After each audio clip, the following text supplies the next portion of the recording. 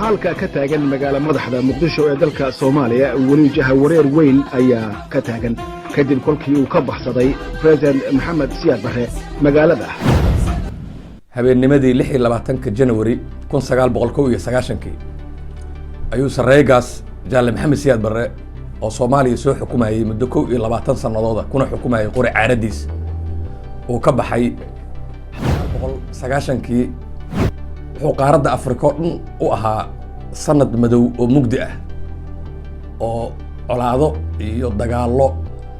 ay ka bilowdeen ama ay ka sii karaar qaateen meelo badan oo ka mid ah Afrika galbeedkeeda iyo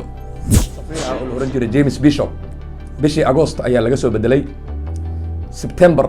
ayuu yimid magaalada Muqdisho 2 usbuuc gudahoodna waxaa qaabilay Maxamed Siyaad Barre oo warqadihii ka gudoomay intuu sugayay in la qaabilo oo warqadaha laga gudoomo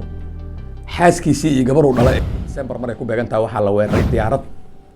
ka cilahayd Somali Airlines Muqdisho ka cilahayd ayaa la xabadeeyay goor habeen ah sagaalkii waxaa la weeraray meel suuq xoolo ah waxaana weeraraya ciidanka waxaa tagay madaxtooyada ugu tagay madaxweyne Maxamed Siyaad Barre ahaana qofkii ugu dambeeyay ajnabi ee la kulma ku xigeenkii safiirka Talyaaniga xamar oo loo yaqaano Claudio Pacifico buugiisuna taasii hogaaminayay dagaalka waday hagayay General Maxamed Nuur Galaal iyo saraakiil oo asagu meelaha kala galiyay 19 markuu soo galay sida fiidiyoodii la duubaba ku xusan gurwaa wuxuu talada ugu wareejiyay General Ciidid hawsh jabhada guuladaya gaygi ka saaro jabhada guuladaya